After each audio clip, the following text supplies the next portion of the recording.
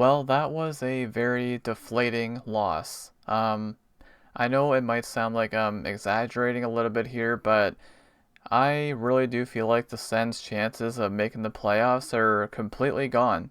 And I say that because they're now two spots behind the wild card position, and you got to win every night. You have to, because the Islanders also won today. Because why wouldn't they? Um, Everyone else continues to win. You cannot afford to lose any games. So I know as it stands right now, I do have the standings pulled up. They are 1 point of a playoff spot, but it's gonna change. Like everyone is winning, right? So they can't afford any mistakes, and this was a really deflating one. They had a 2-0 lead after the first period, and they blew it. And you've got a Tampa team still very dangerous, even though they don't have Kucherov or Hedman or Paul. They are missing some of their top players, their key players, but the Sens just couldn't take advantage. And yeah, this is a deflating one. Truly, it really is. So, game 73 of the season was played on Saturday, March 28th against the Tampa Bay Lightning. It was a 1 o'clock p.m. Eastern start time. I did not do a watch party for this one, so I did take notes. So, this was the second meeting of the season between these two teams. There is one remaining later on in the season. The Sens won the first meeting, which was actually the season opener back on October 9th. So, it's been a while since these teams have played each other. So starting goalies were James Reimer for the Sens and Andrei Vasilevsky for the Lightning. Sens were 38, 24, and 10 coming into today, and the Lightning were 44, 21, and 6 coming into today. So they're a good team. We all know what Tampa's about. There's no shame in losing to Tampa, obviously, but it's just the way it happened, man. Again, the 2-0 lead, and the second period, I don't know, like they looked horrible in the second period, and um it ends up being 4-2. It does end up being a close game if you look at the stats, but the quality of chances they gave up, especially in that second period, I don't know how they weren't trailing sooner. um I don't know, they came out flying, and just never got my hopes up for 1 second, because you just never know. But yeah, this I'll say it again, this one's just really deflating. Alright, so let's get into the stats for today's game here. So the Sens lose by a score of 4-2 against the Lightning, and they drop to 38, 25, and 10.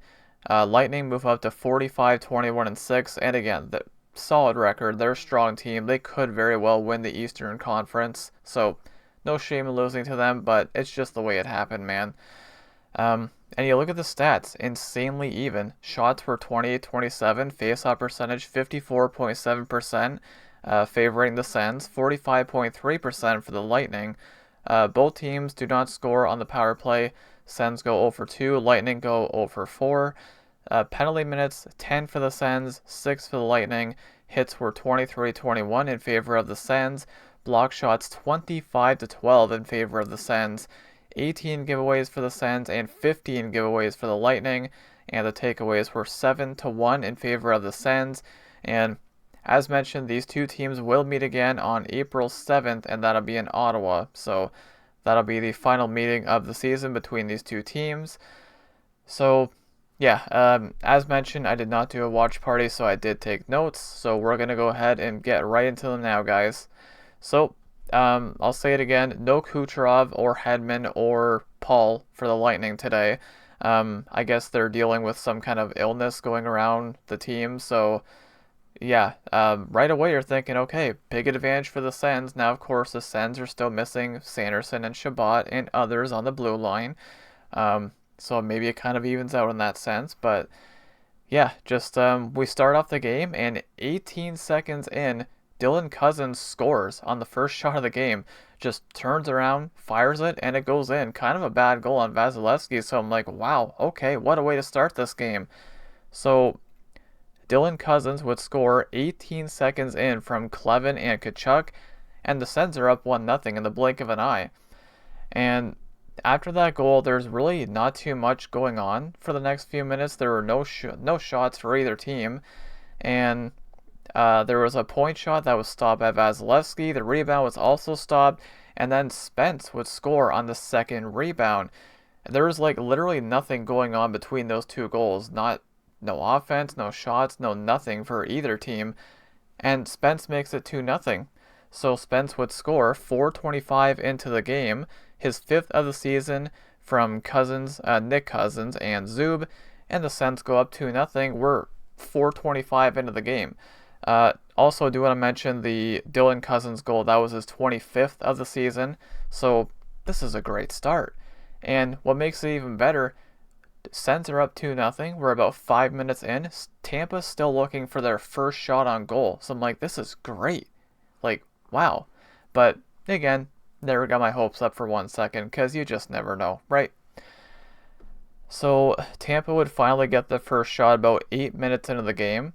This is a very good start for the Sens. Tampa looked really sleepy at the start of this game. So Batherson would make a good defensive play to knock the puck off the stick of Moser, but he would take a holding penalty immediately after that. So the Sens are shorthanded. So Perry would get a good look on the power play when he was stopped. There was a 2-on-1 for the Sens shorthanded, but no shot comes out of that, but good chance there. Dylan Cousins would make a beautiful pass to Tkachuk, and he was in all alone on a breakaway, but he was stopped, and he also got his own rebound. He was stopped on that as well. So then the Sens do kill that off, but Foegele will take a penalty for holding shortly after that. So the Sens are shorthanded again. At this point, the crowd is booing. They are booing their team. That Tampa did not look great in the first period. So they end the period with a power play, and there's not too much going on in the power play. So it's a great first period for the Sens. There's really not too much to complain about. You don't like the penalties, obviously, but yeah, it was a solid period. So the shots end up being 11-8 in favor of the Sens. They got a 2-0 lead. It's looking pretty good, right? But again, I did not get my hopes up for 1 second. Because then we roll on to the second period, and this is where it starts to change. So Tampa starts with a brief power play. The Sens kill it off. There was a Zetterlund one-timer that was stopped, and then Dastus would take the puck in, and he would go behind the net. He would circle the net. He would throw it out front, and Hagel scores. This was kind of a train wreck of a play. I don't know. Reimer slid way out of his crease. I don't know what happened here, but Hagel scores, and it's 2-1. So he scores 3:37 into the second period from Dastus and Lilleberg, and it's 2-1. So not a good start to the second period. And then there was a pass into the slot to Dastus. He had quite the day today, and Dastus would score. So this is 2 goals in 1 minute 37 seconds for Tampa, and that great start, that great first period that the Sens had, gone in about 1.5 minutes, just gone completely. So Dastus would score 5:14 into the second period from Gord and Girgensons, and we're tied at 2. Then this is why I didn't get my hopes up, right? Because stuff like this can happen. And they got 2 goals in their first 3 shots in the period. Now, I don't blame Reimer too much on the second one. He was screened. There's no way he could see it.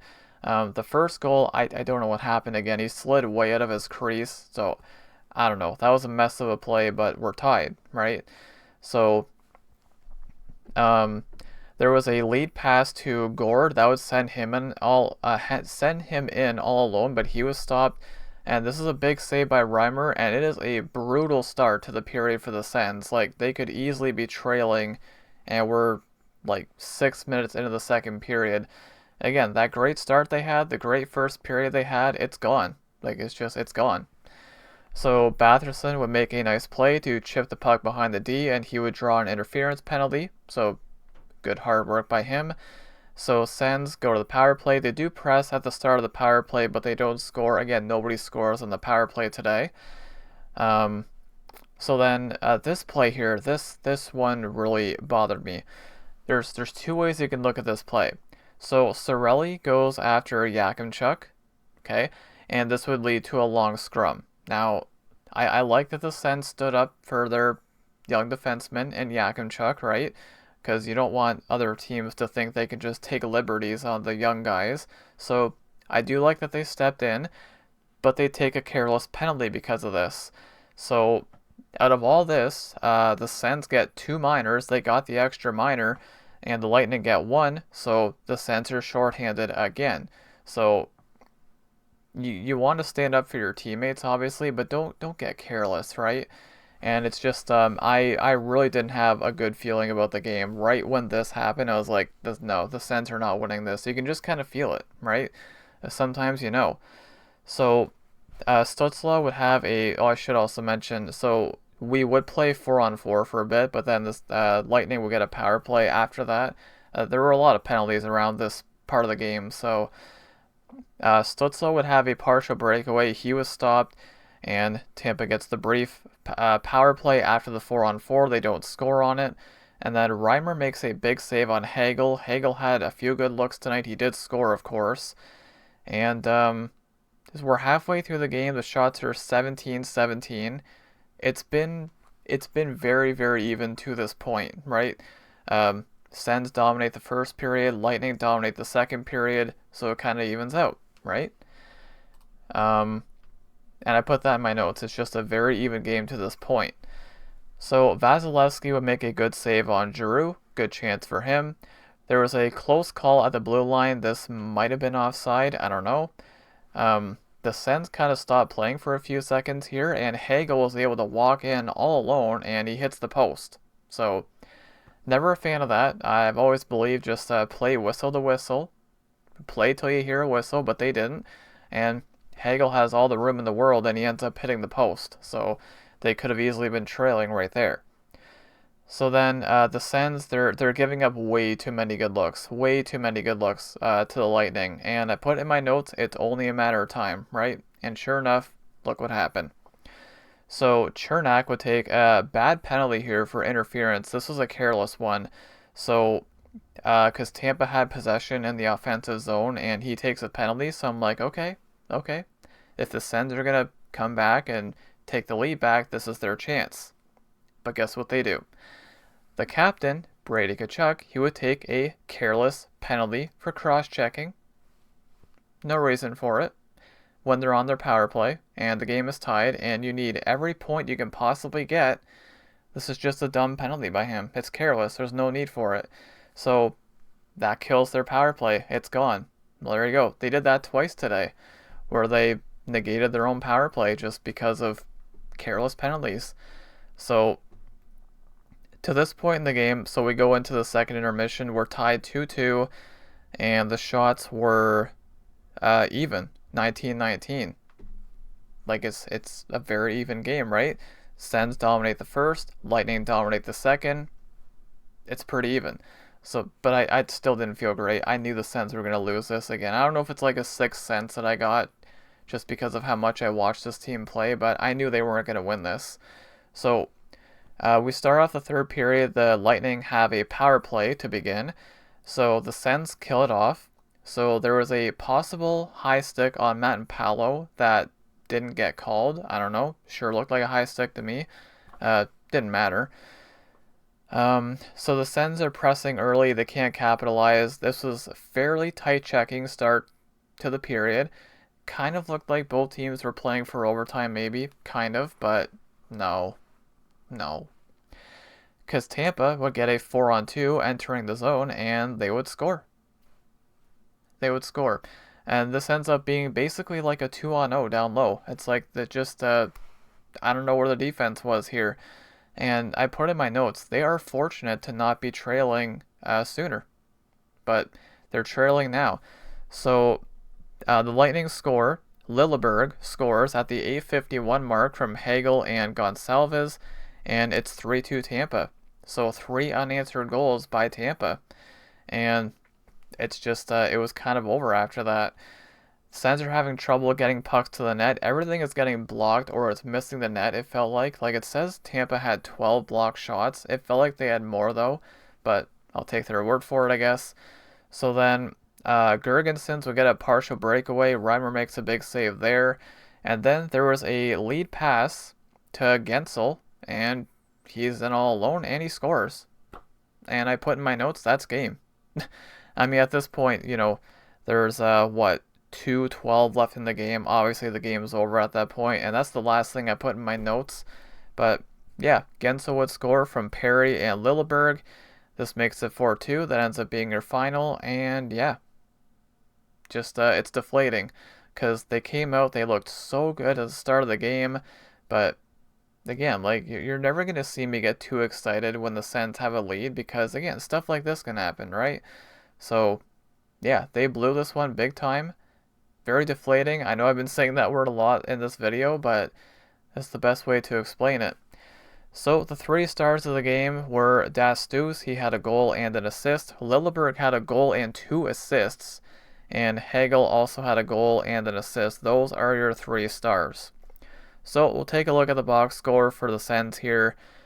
And yeah, I'm just really annoyed by this one.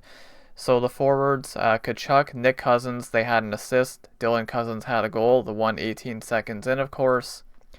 Nick Cousins and Amadio were +1, and there's a lot of minuses here. So Giroux and Stützle were -2. Greg, Fogle, Zetterlund, Batherson, they were all -1. Ice time leader, Stützle once again with 21:41. And Tkachuk, Stützle, and Nick Cousins all led the way in shots with 3. And then Pinto, Amadio, and Giroux all led in blocks with 2. And Stützle led the way in hits with 4. And then we'll take a look at the defense here. Zubin, Clevin had an assist. Spence had a goal. And Zubin, Clevin were -1. Yakimchuk was -2.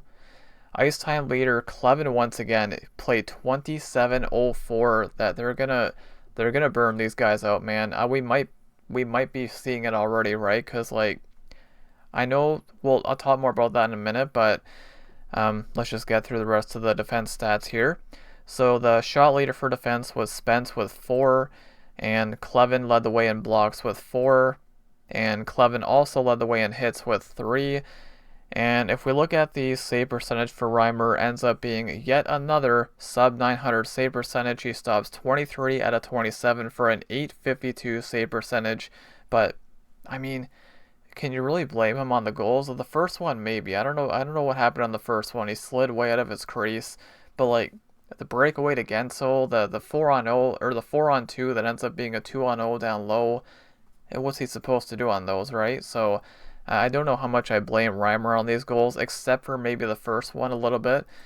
But yeah, this I really do think the Sens' playoff chances are kind of just gone because they need to win every single game. Because I'll look at the standings here. So as it stands right now, they are a point out of the second wildcard spot, which is currently being occupied by Columbus. So you might think, okay, well, they're still there, and they are, but I don't know. I really do truly feel like they need to win every single game, and they didn't win tonight. They lose in overtime or a shootout against the Penguins in the last game. It kind of feels like they're going downhill slowly here. And it's kind of expected because, like, I'm not saying that Sanderson and Shabbat is the only reason that they're starting to kind of slump a little bit. I know it's only 2 games. I'm not going to overreact too much, but if they lose in their next game to the Panthers, then we'll talk. Yeah, because don't want to overreact too much, but I don't know. Just I got a bad feeling in the pit of my stomach that this might be it. But you never know. There's 9 games left. It is still close enough, but we need the teams ahead of them to lose. They need to stop winning, but they're not. Because, as mentioned, the Islanders won today as well, because of course they did. So yeah, we'll see what happens, but I'm annoyed. They had a great start. Again, didn't get my hopes up. Why would I with this team? And they end up blowing a 2-0 lead early, so yeah, that is pretty much it for this one, guys. So once again, the Sens will be back at it again on Tuesday, March 31st, the final day of the month, against the Florida Panthers, 7:00 p.m. Eastern time, Eastern Start Time. I might be doing a watch party for this one. I'm not sure yet, so stay tuned for that. But yeah, that's pretty much it, guys. So the Sens fall by a score of 4-2 over the Lightning, and I know I keep using the word deflating a lot, but it's very deflating. 2-0 lead, gone. But anyways, I'm going to wrap it up here, guys. Thank you so much for watching, and go Sens go.